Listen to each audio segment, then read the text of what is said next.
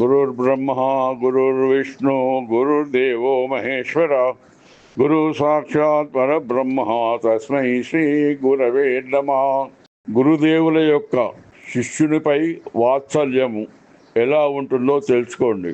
ఒకసారి మా గురుదేవులు బ్రహ్మశ్రీ పిట్టలరాములు గారు మేము పోచంపాడులో ఉన్నప్పుడు శ్రావణ మాసంలో వాళ్ళ పెద్ద కుమార్తె సుమిత్ర నారాయణ శర్మ దంపతుల ఇంటికి వచ్చినారు. నేను వెళ్ళి కలిసినాను. అయితే శ్రావణ సోమవారం రోజున సాయంత్రం మా ఇంటికి భోజనం చేయడానికి రమ్మని పిలిచాను. సరే అని ఒప్పుకున్నారు. మా ఇల్లు ఆయనకు తెలుసు, చాలాసార్లు వస్తూ పోయేవారు.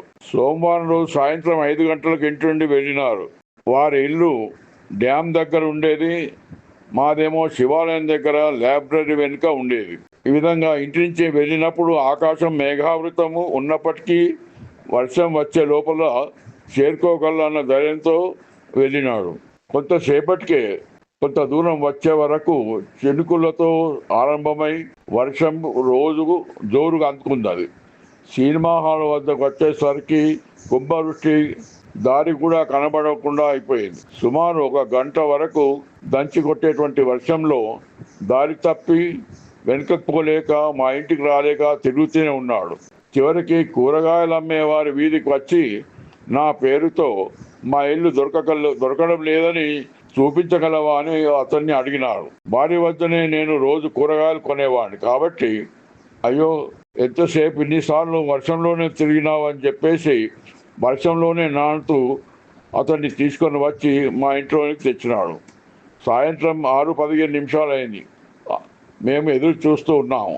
వారు వచ్చిన తర్వాత జరిగినదంతా తెలుసుకొని, అయ్యో ఇంటి నుండి వెళ్ళకున్నా బాగుండేది, వర్షం తగ్గిన తర్వాత వచ్చేది అంటే ఎంత తడిసిగా ముద్దగా అయినావని చెప్పేసి తువ్వాలుతో మొత్తం తుడిచి ఒక బొగ్గుల పొయ్యిలో బొగ్గులు అంటించి కొంతసేపు కాపుకోమని చెప్పినాను. చలికి వణికిపోతున్నాడు. కాస్త శమనం అయిన తర్వాత భోజనం చేసి పడుకుని తెల్లవారు లేచి వెళ్ళవచ్చు అని చెప్పేసి పలికాను. నీవు పిలిచినా వస్తానని, నేను రాకుంటే ఎంత ఎదురు చూస్తావో అని వెళ్ళినానని చెప్పేసి అన్నారు. క్రోసిన్ టాబ్లెట్ ఇచ్చిన తర్వాత పడుకోమన్నాను. తెల్లవారింది, కానీ జ్వరం తగ్గలేదు. విపరీతం వదలడము, ఇష్టం వచ్చినట్టు నోటికి వచ్చినది కుస్తాపురం భాషల తిట్టుకుంటూ వదులుతూ ఉంటుంటే అతనిని సుబ్బారావు అనే ఆర్ఎంపీ వైద్యుడు చాలా చక్కటి మందులు ఇచ్చేవాడు.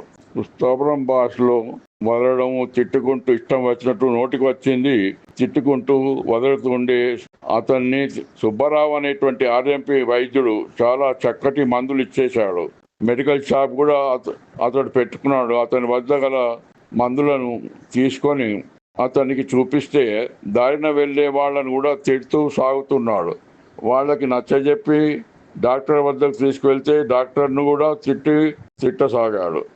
అప్పుడు ఆ డాక్టరు ఏమైనా పిచ్చిగానేమైనా ఉందా అని అంటే అదేం లేదు, కానీ విపరీత జ్వరం వస్తే మొదటి నుంచి కూడా ఇలాగే వదలడం అనేది ఉన్నదని చెప్పాను.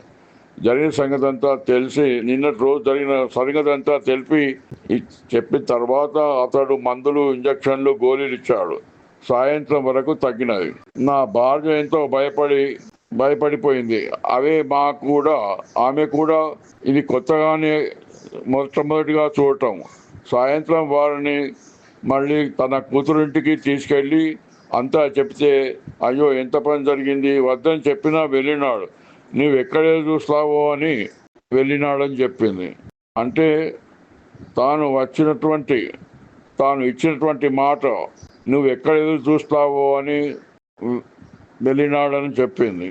అందుకే తాను ఇచ్చిన మాట ప్రకారం శిష్యుని వాత్సల్యానికి గురువుకు ఎంత ఉంటుందో అన్నదానికే ఇదే నిదర్శనం. మొదటి నుండి నేనంటే వారి పిల్లలకు ఎంతో అభిమానం.